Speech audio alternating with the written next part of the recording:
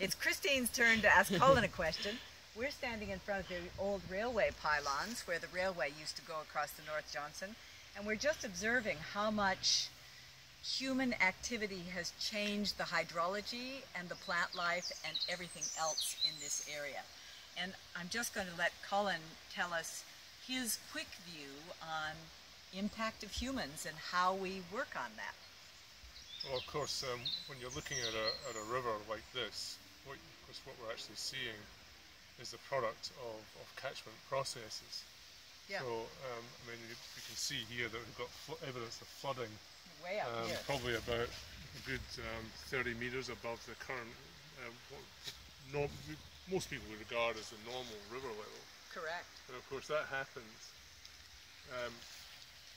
during obviously heavy rain events, but the reason that we're getting such a large amount of water coming down the rivers is because it's coming off the landscape. It's coming off the landscape of the actual catchments themselves.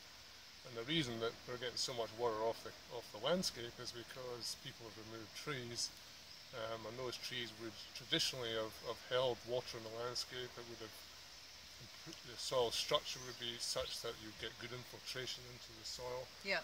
And all that would help to retain water in the higher part of the catchment.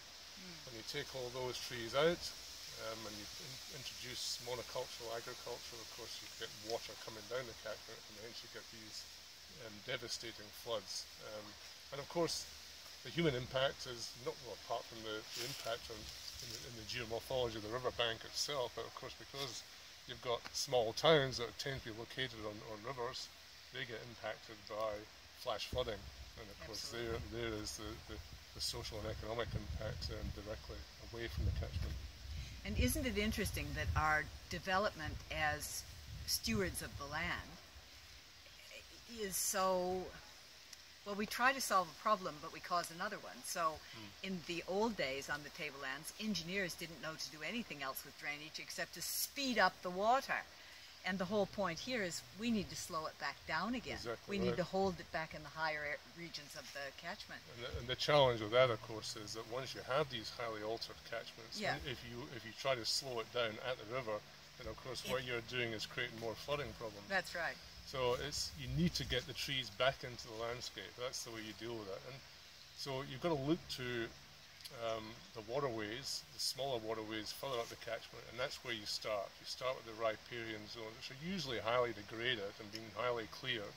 And of course this is the work that you've been doing clearly here, is that you start to recreate natural riparian zones, and they will help to keep the water back out of the rivers. But it needs to happen at the smaller drainage levels, way up the catchment. Yeah. And that's where you need this integrated catchment management approach, and this is where you need to get, natural resource management organisations and land care organisations working in unison to support these initiatives. And I must say that Malanda Land Care has worked way up this river doing exactly that. And where we're standing, there wasn't a tree 10 years ago. Yeah. So a lot of us individuals are doing the same work. And I work with land care and treat. We all work together for the same aims. And of course you're not just improving the hydrological values of the landscape and making it work better hydrologically, but again it goes back to those ecological and social values, and indeed even potentially economic values.